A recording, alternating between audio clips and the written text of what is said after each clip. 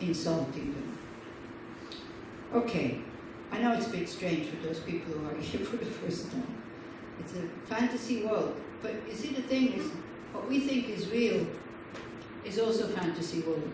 That's the thing. So you make fantasies that are helpful, fantasies that help you understand emptiness, fantasies that are purer than what we have. So we create, like when we did the 21 Tara retreat in Austria, somebody also said, oh, these visualizations, you know what, 21 Tara, some of them are quite wrathful. So I said, have you seen The Lord of the Rings? So she said, yeah. So then we went, the white Tara is Gandalf, and the black Tara becomes Aragorn, and then it's the orcs and those, and then you have fun in the practice. See, if so many people say, oh, visualize. Yeah, then make something that you're familiar with. Take something that, knowing that everything is coming from the mind, take something that talks to you. I have created the causes to be protected. Now I am protected. Because then you go out of the house full of trust. And even though difficult situations, you react differently. Same as a child. The child thinks mommy is out, is afraid. Then the child hears a sound and thinks mommy is there. Maybe mommy is still out, but the child calms down. Imputed by the mind, mommy is here. Opens up, falls asleep. That's reality. Imputed by the mind. So then with these visualizations, you can be very creative. It can be quite fun. Otherwise tantric practice becomes very boring and very strange if you don't have the power to do these things, to make something interesting out of it. Yeah. And it approaches you to emptiness, to see that once you get good at it and once you're familiar with these practices, you can feel the effect. Then again you can see, wow, nothing exists, only produced by my mind, and there is such a strong effect. Then we start to take this out into daily life. Now, this is what tantric practice is for, to understand. Also in daily life it's not as solid as I think it is. And so this is what tantric practice is for. Also just a lot of meditations on emptiness or the nature of the mind. This gives you the same understanding, but with the tantric practice it's faster to see the power of the mind. If you have the karma to have approach to it. Not many people have approached to tantric practices. Because you need to be, naive. Naive enough. Open enough to just try it out. If you are a scientist and you only believe what you see, then not working. Okay, well, you can still try. So many people don't even try. Then if you feel, I don't want to try, you can ask yourself, what's the harm if I say a few mantras and visualize some kind of strange beings? I mean, what can happen? The worst thing that can happen is nothing happens. So what are you afraid of? You see, when people say, I don't believe in it, and then you don't do it, that means you believe very much in it, that it does not work. Then you have very strong belief in these things. Very fixed again. Okay, point 4. So actually these points are... So point 3 is how to change difficult situations into the past. This is point 3. Yeah. Out of the point 4 is how to practice this in daily life. So in brief, the essence of mind training is to apply yourself to the 5 strengths, sometimes called 5 forces.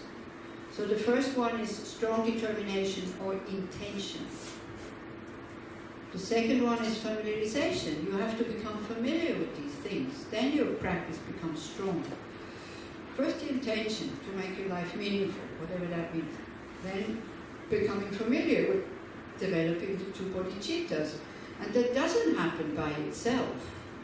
This happens to hear the teachings again and again and again and practicing it. Yeah. Then positive seeds. Doing mitzvahs makes you feel good about yourself. You become more open, more human, more light, not so heavy. Yeah.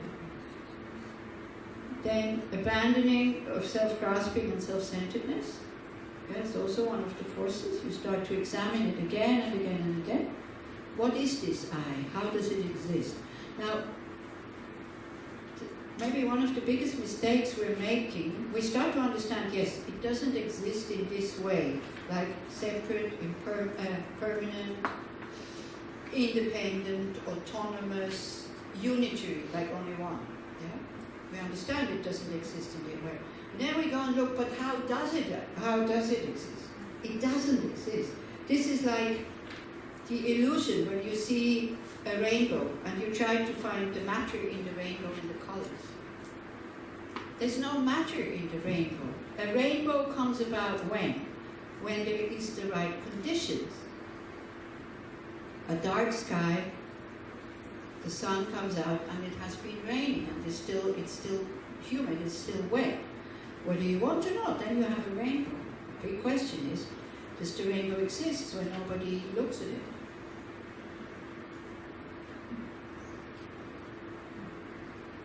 Does an illusion exist? Does a hologram exist when nobody looks at it?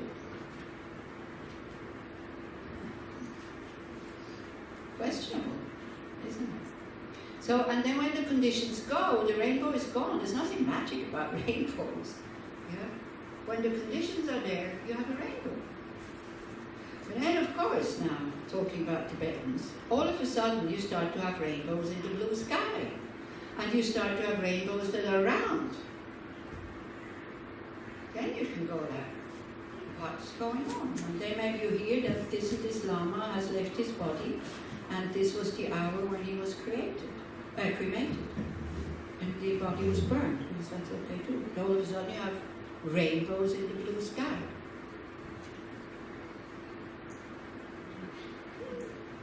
Yeah. Don't believe me, you need to see that yourself.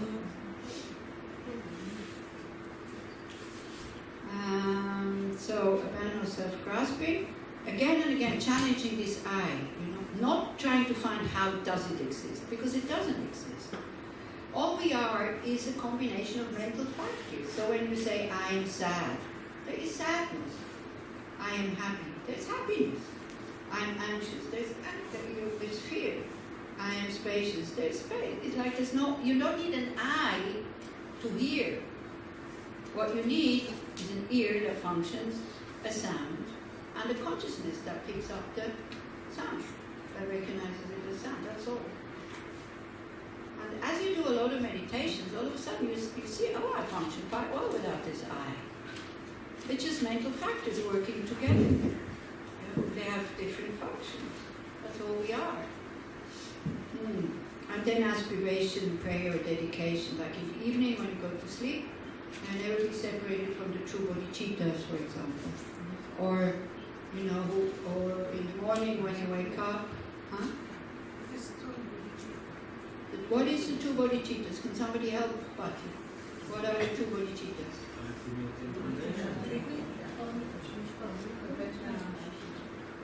Ultimate bodhicitta, thinking about the ultimate level of emptiness.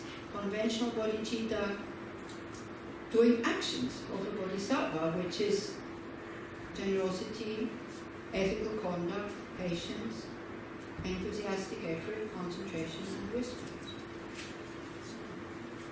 What? That's the conventional bodhicitta, the first five. The last one is ultimate bodhicitta, think about emptiness. So those are the two levels of bodhicitta. Now, of course, ultimate bodhicitta has no function directly. But it will clear away the hindrances for you to be a Buddha. Sometimes when you talk about two bodhicittas, it's also aspiring bodhicitta and engaging bodhicitta. So aspiring bodhicittas, you are inspired by this mind, but you're not quite sure whether you want to develop it or not. You can be cautious. Engaging bodhicitta, you take bodhisattva vows. So I don't know, some of you are maybe in the Bodhicharya Avatara. So at the end of chapter 3, in that group of the Bodhisattva, Bait of a Bodhisattva, at the end of chapter 3, you take the Bodhisattva vow, because you have made the decision, I want to develop that mind. Then it becomes engaging. Before it was aspiring. Okay, so those are the five forces who are necessary in our practice, for the practice too, so that you have some success. Yeah, because if you kind of don't have success, you only go to classes and listen and listen and listen, not much transformation, I'm afraid. Yeah, you need to sit, you need to internalize these things, you need to become familiar with it. It's good to do mitzvahs, it's good to purify your negative imprints. You have to challenge this I or this we, observe it again and again and again. In the morning, knowing what you want, because our motivation is so weak. The motivation for my happiness is so strong. The motivation for the happiness of all beings is very weak. Yeah, so we need to nourish it with thoughts like, today, whoever sees, hears, touches, thinks about me, may it benefit. Think like this. You can find many of these verses that can inspire you. Then Mahayana instructions for how to die are those: verify strength and the body posture. So there's 5 forces or 5 strengths at the time of death. Like the strong determination, may I be able to die mindful of the 2 bodhicittas, like how may I not forget them?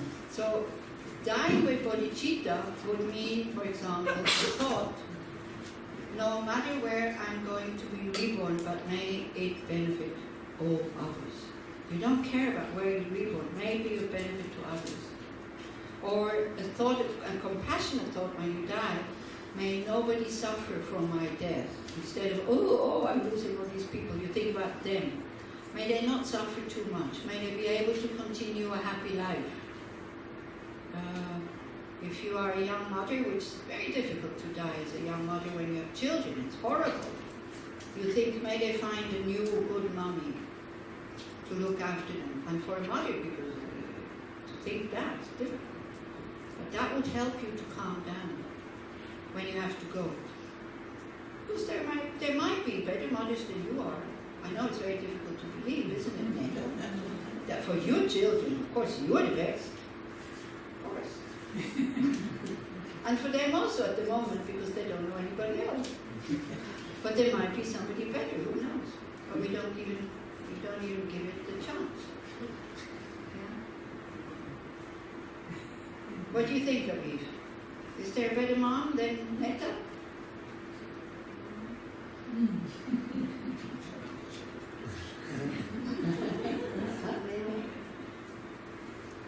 What do you think?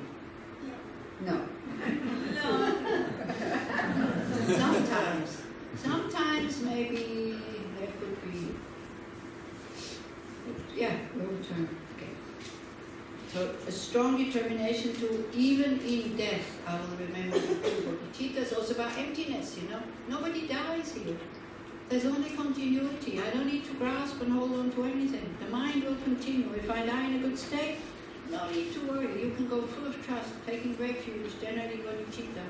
Wherever I be reborn, may I be able to find the practice again. May I be able to continue with that practice, with that beautiful practice that I made such strong connection with in this life. Then you calm down. And it's not only Buddhism, by the way, who helps at the time of death. If you have a good relationship with your object of refuge, be it Jesus, be it God, be it whatever, that will help you to calm down at the time of death. Going there, asking for help, remembering their power, their care, their love, their compassion. Then you calm down, then you come in contact with your own positive qualities. So that's why also when there's danger in life, take refuge. Make that a habit. Ask the Buddhas for help. Very nice story also. I have a friend, she works with people who are messies, they're called. Is that the same word in English also? Amassing things in the house, and it's like you can hardly enter. And it's on the bed, on the chairs, on the floor, under the bed, and it's old stuff, like things that we would usually throw away. So she's trying to help them. They're abandoned and they're messy, so difficult life because they cannot throw anything away. So she has to be very gentle and what do you think? Do you think this maybe we could, you give me the permission to do it for you? And so one of them, at one point she was like, I can't remember which floor, but she was about to throw herself out of the window to commit suicide. So she was holding her and she was yelling for help. You can't go to the telephone when you hold somebody. And so nobody came. And she thought, like, all of a sudden she remembered Tara. And she said, Tara, look, I can't do it anymore. You have to come and help. The moment she thought that, the woman relaxed. She looked at her and said, ah, you're an angel. Coincidence? Maybe. Don't know. But we forget. We forget that this awakened energy is with us all the time. But we have to open up.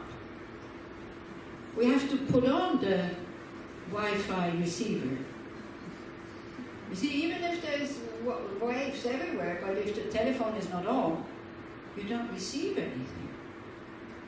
And what is receiving is your trust and your devotion to your practice and in these methods. So it's very difficult to calm somebody down who doesn't believe in anything at the time of death. Very difficult. Very easy to calm somebody down who has been practicing religion because they believe in something transcendental, something that can help them, during that process of going. So you need to find out now, or then it's too late. So, but it can also be your good actions, by the way. It can also be your good. That's the only way I found out that to how to calm down somebody who is dying, to remind them of their good actions, or to remind them that, look, you haven't killed anybody, you didn't destroy anybody's existence, and then you have to make sure that it's true. You didn't take anybody else's partner, because if it's not true, then it brings up a lot of guilt. Because it happens a lot, yeah? People take each other's partners, as if there's not enough people in the world. There's no shortage of people. Why do we have to go for somebody that already is with somebody else? Why? You can keep looking until you find somebody who's free. Like sitting on a chair where somebody's already sitting, but there's an empty chair next to them. On one hand, we're so intelligent. On the other hand, we're so stupid. Okay. Familiarization, meaning meditate on the two bodhicittas till the last breath. Like at the time of death, your breath becomes so that in out, like Tonglen. Like your life is meaningful if you do Tonglen just by breathing. Just by breathing. So it's so simple. And at the time of death, you think, whatever comes, okay. Whatever I had, what is good, whatever my merit, my mitzvahs, I give it away. Because now also this body, my material possessions, may somebody enjoy it. Like this. Practicing bodhicitta with this in, out at the time of death, very valuable. Positive seeds. Offer your belongings to those who have been kind to you, your teachers, the tree jewels, and the poor. Make a testament. Make a testament. The people that you think have been kind to you, that have been helpful, give them the money. Or to the poor, also to people who need it. Not necessarily to your kids. They might have their own existence. And anyway, they'll fight over it. Yeah. Have you ever seen families that get destroyed because of inheritance of the parents? Too often it happens. Far too often. Spend it as parents, so then there will be no fight. Yeah, if nobody gets anything, why be jealous of the other? Nothing is nothing. But 10 or nothing, or 10 or 9, that is a big difference. But 0 is no difference. And again, what's more valuable, the human relationships or the money? Give it to an organization who needs it. If your kids need it, then of course it's a different matter. Then don't give it to the organization, give it to your children. So again, it's that and not that. You need to see. Then abandonment, purification of non-virtuous deeds, aspiration, prayer might never be separated from the two bodhicittas in all future lives. So these are the 5 powers at the time of death. Also for those people who practice sadhanas, or if you have sutras that you really like, Heart Sutra or Sutra at the time of death or whatever, put a note somewhere that you would like somebody to read it for you while you can't read it anymore. It will remind you of your practice. So again, this is something you find now, what you want to hear or what you want to see or whatever, that will help you let it go. Not your favorite piece of music, because you will grasp onto it. Not something that you're attached to, because you realize you have to let it go. Something that inspires you to let go.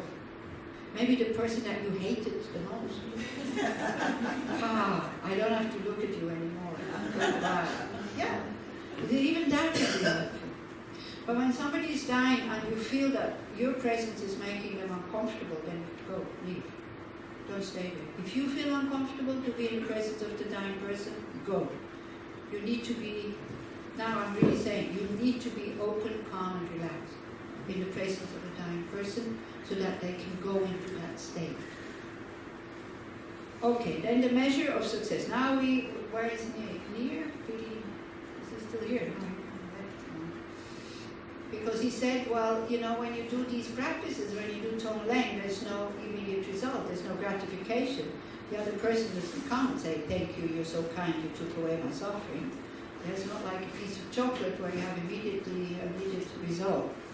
So here you can see, the affirmation. Because he did say the Jewish word, the Israeli word for happiness is it comes from אישור. הוא אמר שזה בא מאישור. זה כאילו לתת פידבק חיובי. Confirmation. So here's the point 5 is your confirmation, whether you're starting to make progress or not. Or you can check. So you are successful if all of your spiritual practices have one aim: to gradually reduce and eliminate self-grasping and self-centeredness. So when you feel that you suffer less from self-grasping and self-cherishing, you become more patient, more kind, then you say, working. If it increases and you go, wow, look at me, I'm such a great practitioner, then, the more your self-importance increases, the less this works. The more you think you're special, the less this works. Because nobody is special. We all have Buddha potential. No need to get proud about this, because even the smallest ant has it. We're not special. We think we're special, but we're not. We're all the same. Then of the two witnesses, you rely on the principal one. Meaning, rely on yourself instead of others. This is quite clear, right? So I just go through it. Yeah, it's easy to understand. Even the whole world is praising you, but you see that inside the motivation is really not good. Then rely on that one that sees inside. You're always able to maintain a content mind. Always. Things go well, nice. Things don't go well, nice. Yeah, like this. This is what we'll do to even out these very strong reactions to good, it goes bad in our next, we talk about the 8 worldly interests. How to do that.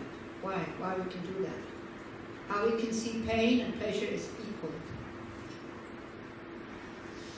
They are equal on a certain level. We make the difference between them. You have overcome self-centeredness. Of course, that is a sign of success. You possess the 5 signs of greatness. That means using each moment to enhance bodhicitta. Pure morality through continuous awareness of karma. Body, speech and mind never separated from bodhicitta, well trained in the 6 perfections. These are the 5 signs of a great being. You are able to practice even when distracted. So it's actually the distraction that brings you back on the path also, they say. Like, you use your distraction to become aware that you are distracted. Yeah? Because sometimes, kind of half-heartedly, we are on the path, but then we are very distracted and it brings us back. And they say, this is like when you slip and you are about to fall. The energy of the fall helps you catch your balance again. If you would stop, if something would stop you, like with the spin, yeah? If something would stop you, you would fall. But because there is movement in you slipping, you are, because of the movement, you're able to catch yourself. So the distraction becomes again the help to bring you back. So even in distraction, you're practicing. Okay, now is the do's and the don'ts. So it's point 6. Always abide by the 3 basic principles. Meaning your mind training shouldn't contradict your vows, nor become a cause of arrogance, and should be impartial. Okay. Then change your attitude, but remain natural or remain normal. People don't need to see that you're practicing this. Okay, so you change your inner attitudes, because many people ask me about actions, how to do, what shall I do? We're not doing anything, we're transforming the mind. Otherwise it wouldn't be called mind training, it would be called training in action. But it's called mind training. Do not mention others' shortcomings.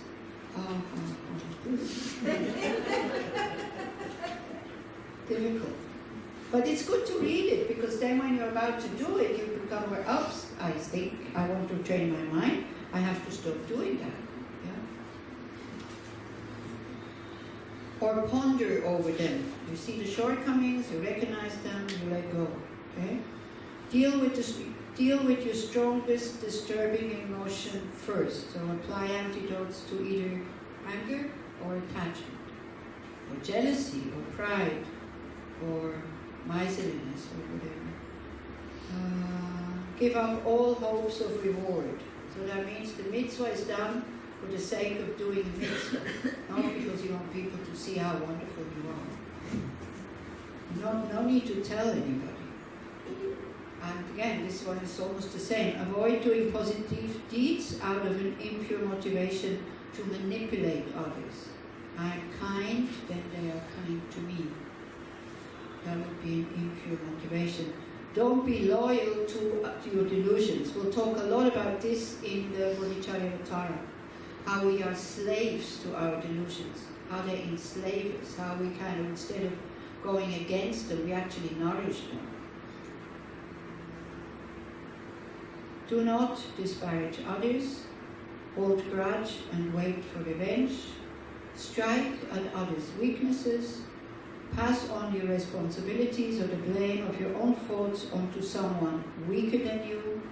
It's such a trap. It's such a trap, because yesterday evening I forgot to call somebody. As I said, memory very bad. And I did have this morning actually the thought, well, I could just say, well, I thought you were going to call me. But it's not true. I mean, she did say, well, I should have called you. But in my mind, I had to think, I have to call her. And I forgot. But very quickly, this morning, I wanted to turn it around into saying, oh, sorry. Instead of just saying, I forgot to call you. To say, sorry, I thought you were going to call me. This is such a big trap. We do that, I do that so often. And slowly, I start to really recognize it, and then I can say what is true, and not what is kind of fabricated. Yeah, this one is like, blame others, someone, or kind of turn the whole thing around.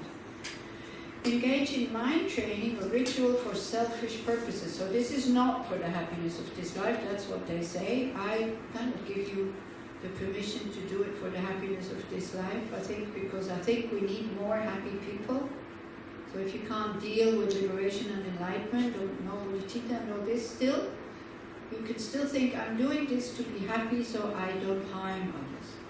So it's not just selfish, it's also, if you ask people, do you want to be happy?